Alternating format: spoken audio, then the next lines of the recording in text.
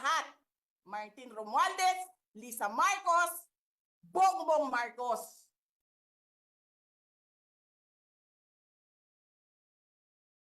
People have rights in this country. Mhm. Um, um, Okay po, ma'am. JC, I have a question. Is it okay to ask a question? This Yes. is Anna. Sino po ito? Si Anna po. Si Anna po ito. Oo. Yes Anna po, sige. Marinduque, Yes po. Manila Times columnist po. Okay. Yes, Ang you tanong can ko proceed, po- ma'am. Opo, ang tanong ko po kay Attorney Laika, what's your appeal to Congressman Chua? And then, that's one question unto the speaker. Kasi sila naman talaga ang ano dito ang kung tutuusin sa kanila yung mga utos ng gagaling . On the other hand po, another question din dito sa chat group is what legal remedies can be done po sa tingin ninyo? Kung mayroon pa, kasi given the situation, parang wala nang batas na umiiral . Yun po yung tanong ko po, ma'am. Maraming salamat po. Salamat, JC. Ang sa akin lang, please respect my rights as a person, as a Filipino in this country. I am not an accused. I was given and served an order for detention here in HOR. Hindi ko na alam ano yung ways forward kasi parang wala nang batas sa bansang ito. Wala na. Kahit ano na lang pwede, paiba-iba. Tapos isi-serve nila sa'yo in the middle of the night. What is that? Is that even right? Wala na pong batas, ma'am. Wala na pong batas sa bansang ito. Opo, maraming salamat, Attorney Laika. Ma'am Ana, Ma'am Ana, stay strong po. Ma'am Ana, Opo. Ma'am Ana. I Opo, was opo. just informed by the OVP Legal, nasa labas po sila ng HOR gate, pero ayaw din silang papasukin. Oh my. Oo. Sabi na PNP sa labas, I'm sure they're just going to break down that door. Hmm. They're all outside, but I'm not leaving this room. I am not. I am not leaving this room. I have my rights. I am not leaving this room. Hello, good morning from Canada. Pwedeng magtanong? Yes, yes, yes. Yes, sir. You can proceed. Sir GC, salamat. Salamat din kay Doc Lauren Badoy na binigyan ako ng link. Attorney, bakit biglaan yung desisyon na yan na ilipat? Anong nag-trigger talaga? Hindi ko po alam. Hindi ko po alam. Okay. Hindi ko po alam, sir. I cannot answer. I just know that I was served that in the middle of the night. They demanded to get my phone. We don't have a phone. That's why we're calling from this laptop, like the Viber. We're calling the lawyer from here. Mhm. Because I don't have a phone to contact anyone. My God.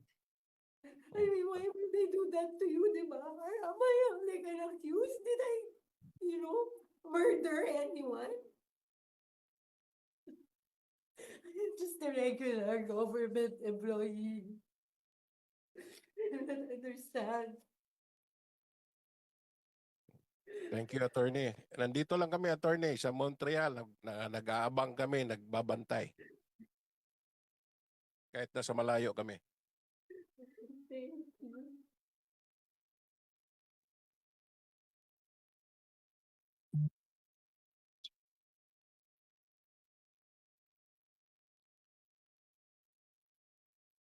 JC, may I ask if I may? Si Mika. Jason? Mika Reuters. Yes, go. You can go, Mika. Good morning, attorney. Very sorry to hear about your ordeal, and I hope things get better on your end.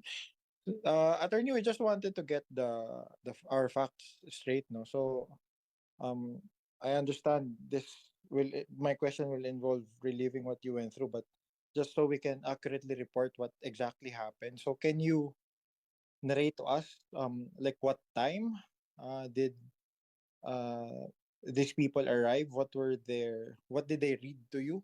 Kasi you mentioned kanina they read something which you did not want to read, and what exactly did they take from you aside from your cell phone, or is it just your cell phone, and how are you able to access the internet at this point?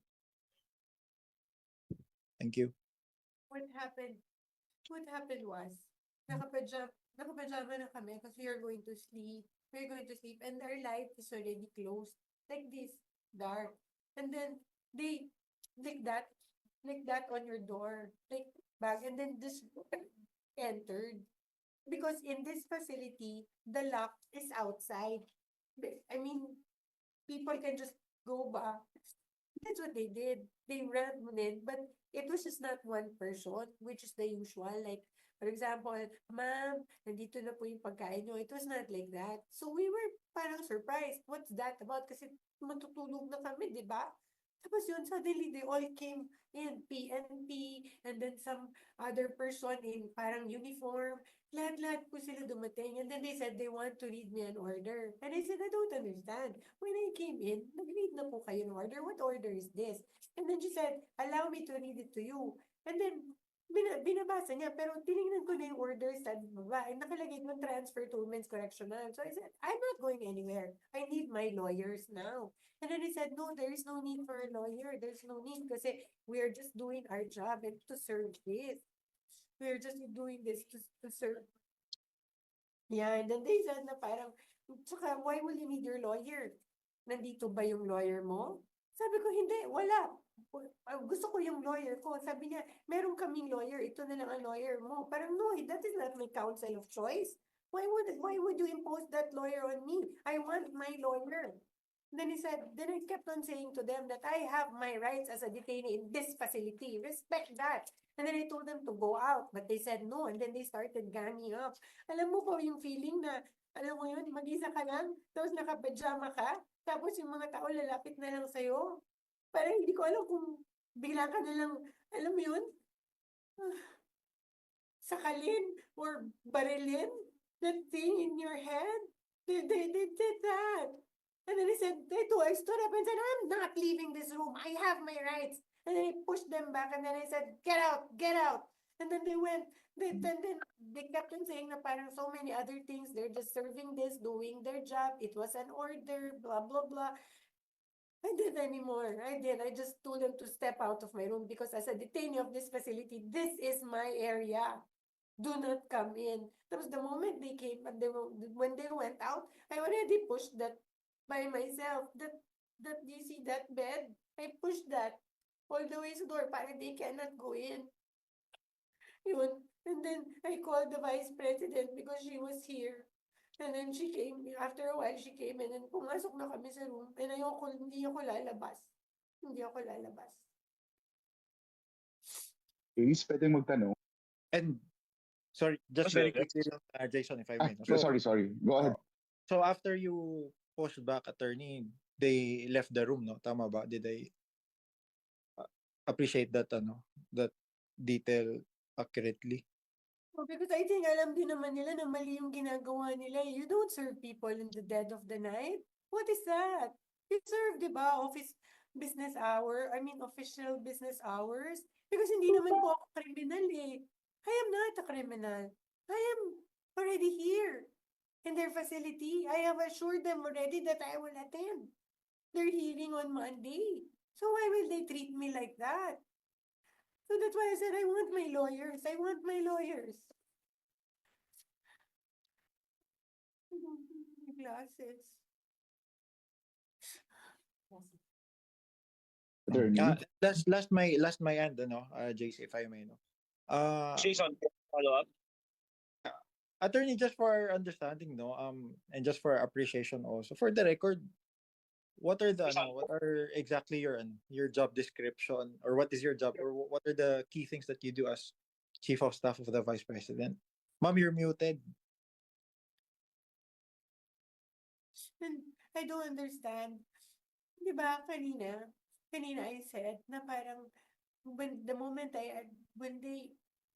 they issue that order of contempt, ang sabi nila sa akin was that you just file an MR, a motion for reconsideration. So minamadali namin yun kasi alam namin walang opisina ang House of Representatives pag Friday. So nung Wednesday ba ako? Nicole, napunta here? Wednesday?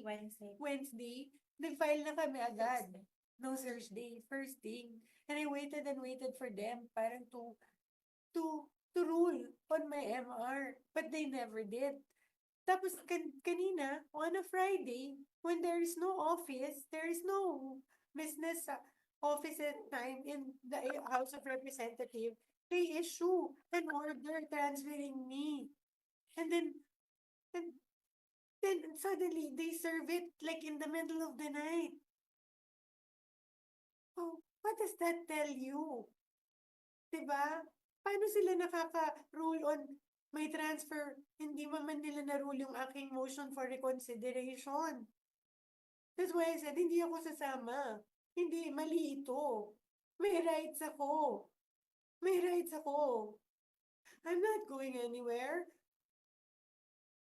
They cannot just do that to people ba? We are just ordinary people working for the government. Diba? We just do our best every day to work for a better country. Tapos ganito, that's what they treat us. That's how they treat you. Bakit naman ganyan? Anong klaseng, wala nang batas, wala na, there's nothing in this country. Wala na pong batas na nag-work. So ang question ko, kagalang-galang na Vice President Inday Sara, ano po ang endgame ng taong bayan? Sa inyo po kami kumukuha ng lakas para magkaroon pa ng hope ang ating bayan. Kayo po mismo, Vice President, inaatake, hinaharas ng nating kaalyado. Saan kami? Saan yung mga ordinary citizen? Saan na po lalapit? Lalo na yung mga OFW at nasa Pilipinas po. Ay, sorry. Ay, sorry, dalawa kasi kaming lawyers working here. Ako yung nasa loob na lawyer, nasa loob ng room, and then there's another lawyer outside of the room. So dalawa kami na nagtatrabaho. So yes. So alam namin na walang trabaho ang House of Representatives pag Friday. And then suddenly, kanina, yun na nga, sinabi niya kung anong nangyari dito na side. Tinawagan niya ako, sabi niya, you need to come because I need a lawyer. So pagdating ko dito, I told them I'm the lawyer. Pumasok ako, and then I read the order. And then while I was reading the first order, another order came in. And then, nakita ko doon sa order nila na parang by unanimous vote, parang ganyan. And then sa akin naman, parang paano kayo nag-meeting? Wala nga kayong trabaho pag Friday. Sobra kahayahay ninyo ng mga tao. Kaming lahat sa Office of the Vice President, Monday to Friday ang mga trabaho namin. Sa ibang opisina, Monday to Friday. I'm not saying na bawal yan. But, alam mo yon, that is something that civil service should think about. May mga opisina ng gobyerno, 4 na araw lang pumapasok. Yung iba, 5 araw pumapasok.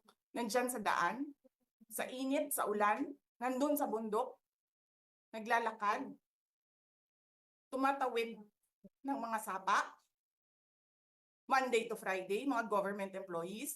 And then we have a House of Representatives. Monday to Thursday lang ang trabaho.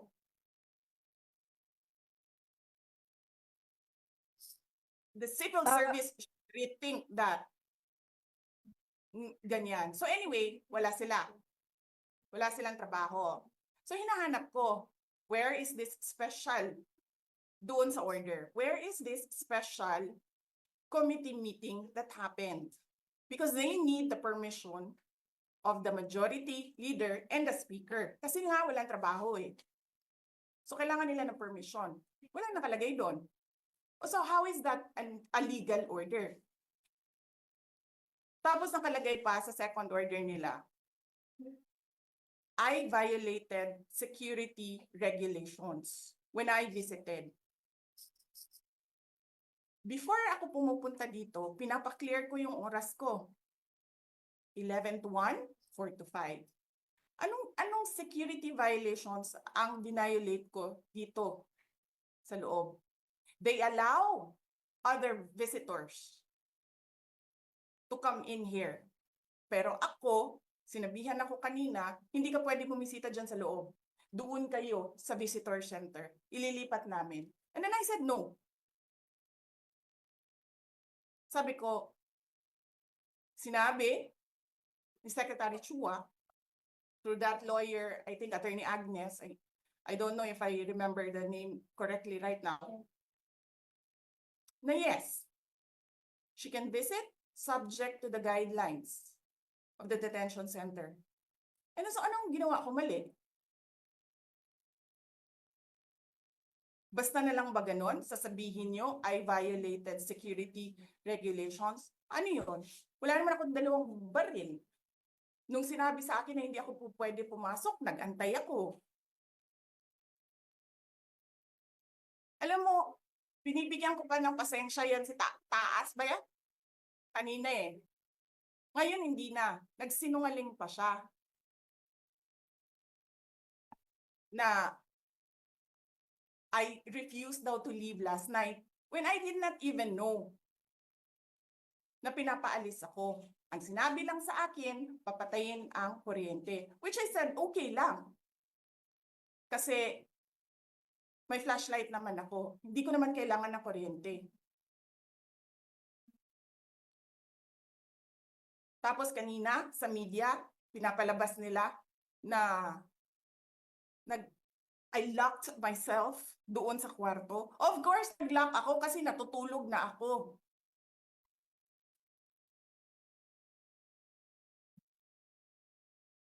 Tapos, what? Bawal ako magstay sa opisina ni Congressman Pulong Duterte. Bakit? Is not that government property? I was allowed by the lawful occupant and possessor of that office to stay there, to assist a detainee who is inconsolable right now. Na hindi mo na alam kung yung sakit niya sa likod is a heart attack o ano, kasi hindi nila pinapapasok yung doktor. 'Di ba? So yes, hinahanap ko kanina, sabi ko, where is this permission from the speaker? Na meron kayong committee hearing kanina in the dead of the night to give an order na i-commit doon sa correctional facility. And where is the rule that says kapag may violation sa detention facility ay ililipat sa correctional facility? Ano yun? You make rules as you go along? Ano yun? Di ba dapat sa demokrasya, there's a rule of law? And then they make rules as they go along? Kung ano lang, whatever pleases the speaker, get her out of the House of Representatives kasi hindi siya dapat nandiyan. Bakit? Pag may-ari niyo ba itong compound na ito? And then sasabihin pa nila sa akin na there is a threat to my life inside the batasang pambansa? Why is there a threat to my life? This is the most secured facility because nandito lahat ng mga spoiled brat sa ating bansa.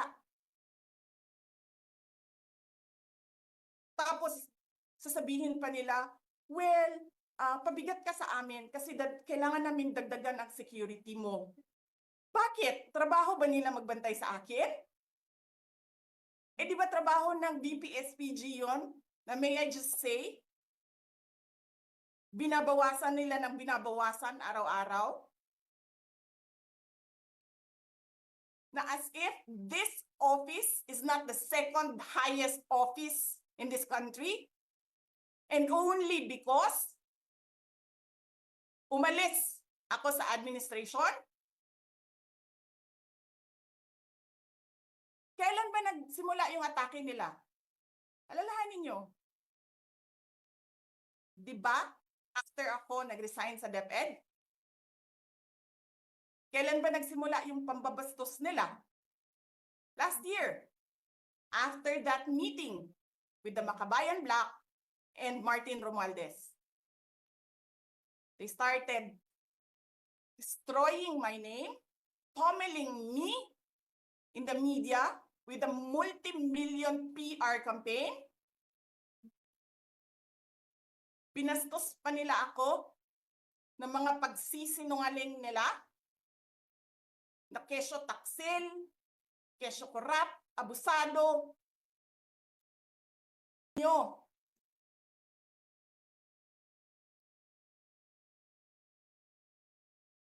Sino ang korap? Yung mga congressman na yan na nag-hearing, anong sinasabi nila? Pagkatapos, pag na-off na ang mic, pag wala ng media, pasensya na kayo ha. Kailangan kasi namin ng pera. Mag-eleksyon na kasi. Pakisabi kay Sara ha. Hindi ko naman gusto tong ginagawa ko eh. Puta, gusto ginagawa mo eh. Bakit mo sinisira pangalan ko? Joel Chua.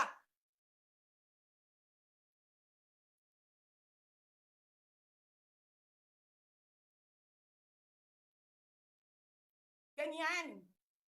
Ganyan ang bansa. This country is going to hell because we are led by a person who doesn't know how to be a president and who is a liar. Alam nyo anong pruweba ko na sinungaling siya? Tinanong ko, dalawang businessman. Matagal na sa negosyo ng bigas.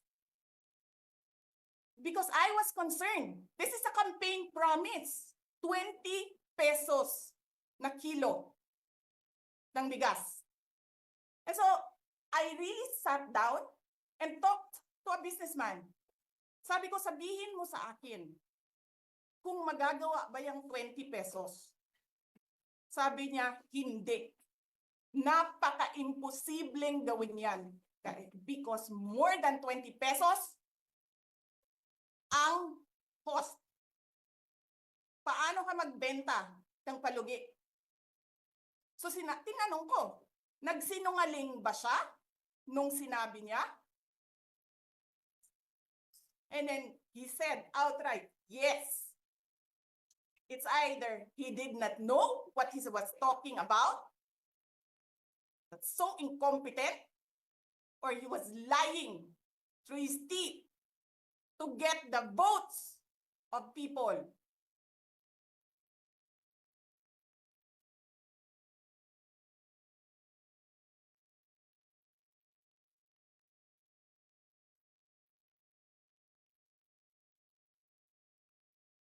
Ginigit-git nyo yung mga tao ko dyan sa envelope na yan. Lisa Marcos, naalala mo? Nagpadala ka sa akin ng video? Sinabihan mo ako saan kukunin ang pera. Pinakita mo ang muka ng tao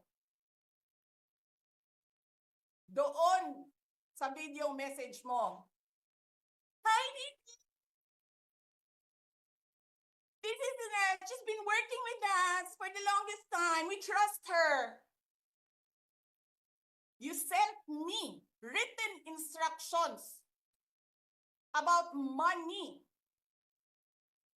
Millions a month. Anong nakalagay doon sa envelope? DepEd. Anong ginawa ko? Binigay ko sa DepEd.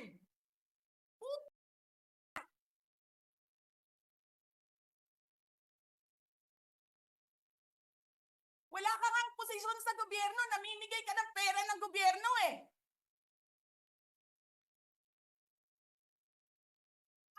Sisirain mo yung tangal ng mga kasama ko sa Office of the Vice President. Sasabihin niyo sa mga tao, nakaw yan, confidential funds yan. Niwala nga kayong isang proof na confidential funds yan. Naniwala lang kayo sa isang babae na ang pangalan ay Gloria Mercado na nagsabi confidential funds yan, na hindi niyo nga nilabas na wala pang confidential funds, meron ng white envelope.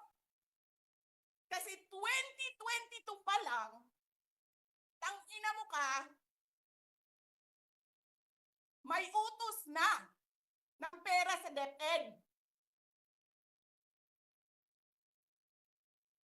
Tapos kami yung nagsisinungaling?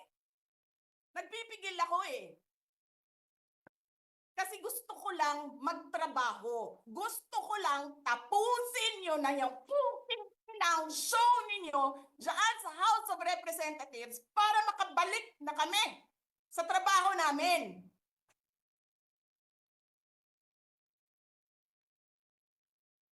Tapos ganyan ang gagawin ninyo sa amin dahil hindi kami sumusunod sa inyo? Dahil ayaw na namin tumulong sa inyo?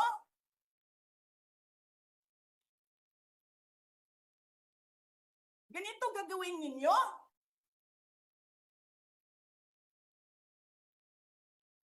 Presidente ka, may speaker ka na involved sa bribery ng Supreme Court justices. May video, may kaso, may witnesses. Hindi mo tinanggal yung speaker mo. Pinabayaan mo siya abusuhin ang pera ng bayan. Paikot-ikot sa buong bansa, namimigay ng pera na para bang kanya yung pera.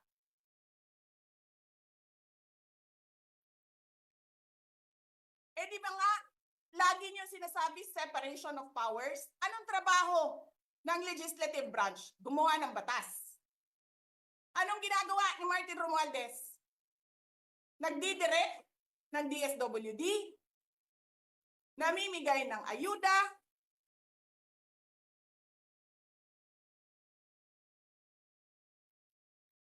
nagsasabi kung anong bibigay, anong ibibigay, anong gagawin, sino ba ang presidente dito?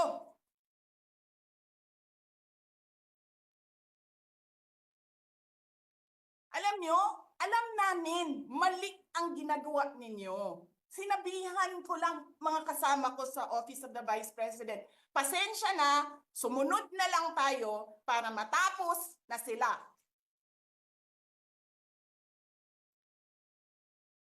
Tapos ganito ang gagawin ninyo? Alam namin, walang contemptuous doon sa ginawa ni Yusek Lopez. Wala. Lahat ng tanong sinagot niya, pumunta siya, maayos siya kumausap, and then sasabihin ninyo sa amin, bakit kami susulat sa COA? Bakit hindi kami susulat sa COA? Hindi tapos ang appeal namin. Hindi tapos ang audit namin. Tapos buhaghag na ninyo dihatanan ang gisubmit namo sa COA?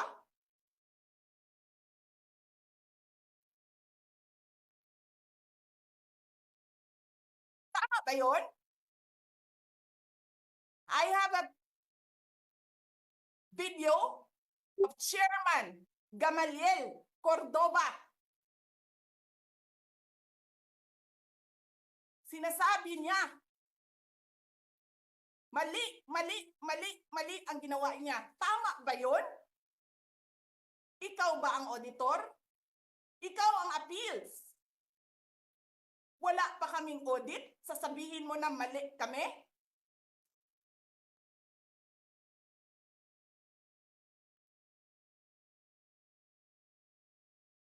Ang ina ninyo.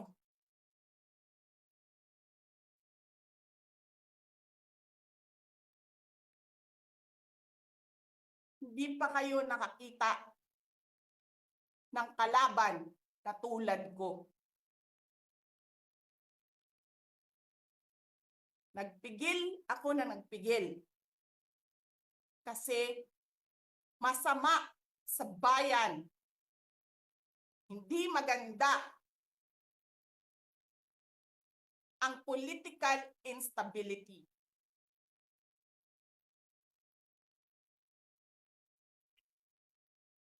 Pinabayaan ko kayo sirain ang pangalan ko. Kasi I have nothing to lose.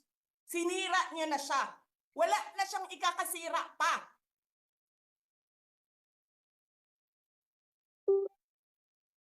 Tapos ganito ang gagawin niyo.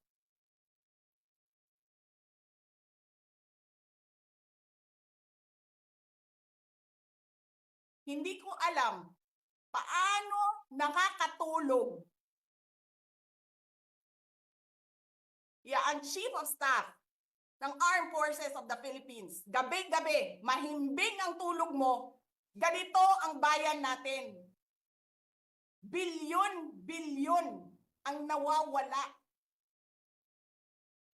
Tanungin nyo si Congressman Ungab, Chairman ng Ways and Means, Chairman ng Appropriations Committee. Tanungin nyo siya, paano nawawala ang pera?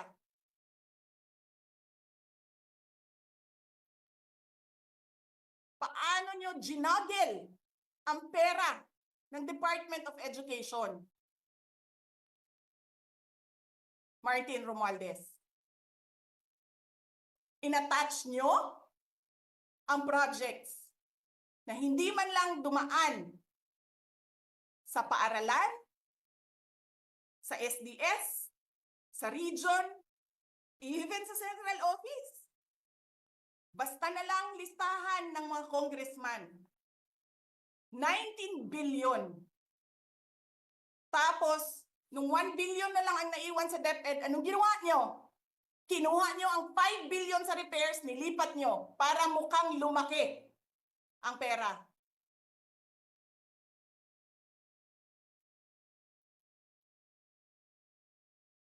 Martin,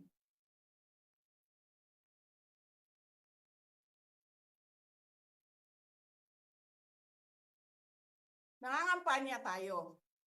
Nakasakay tayo sa eroplano. Magkatabi tayo. Nagrereklamo ka, walang pera. Kasi, ano sabi mo? Gium-um ni Lisa Marcos o ni BBM ang kwarta. Walang pera sa kampanya kasi hindi nagbibigay si BBM at si Lisa. Ginigipit nila. Kinukuha nila lahat ang pera. Reklamo ka ng reklamo sa akin. Anong sinabi ko sa'yo? Huwag ka mag-alala. Lahat ng gusto tumulong sa akin, ipapadala ko sa iyo. Kunin mo lahat. Nagreklamo ka kay Medi Poblador kasi tumatanggap ng pera. Ano sabi ko sa'yo? Kausapin mo si Medi, kunin mo lahat ng pera. Lahat ng makuha mo na gustong tumulong sa akin, kunin mo. Gastusin mo. Ano sabi ko sa'yo? Pasensya ka na.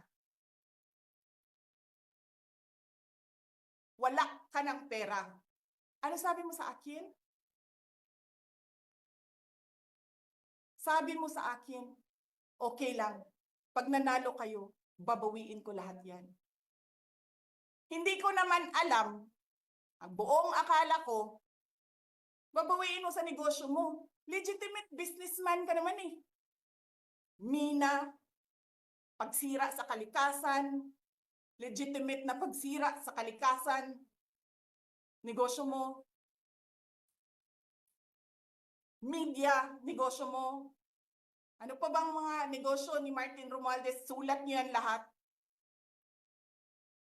Akala ko magninegosyo ka lang. Kasi businessman ka naman.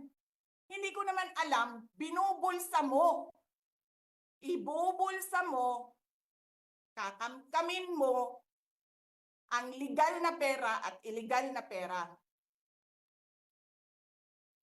Tanggap ka sa illegal, tanggap ka sa pogo.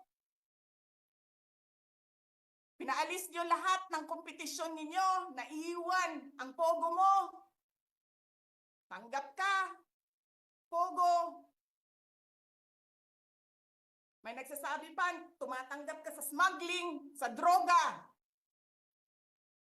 Tapos kuha ka dito sa National Treasury. Akin ito, akin ito. Babawiin ko lahat.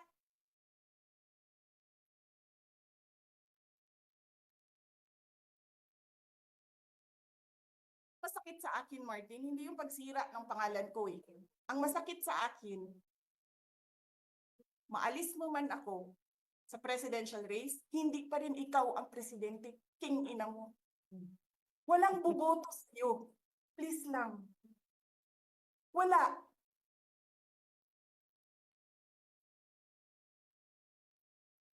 Hindi ka nga dumadaan ng contest eh. Kasi wala kang kalaban sa Tacloban.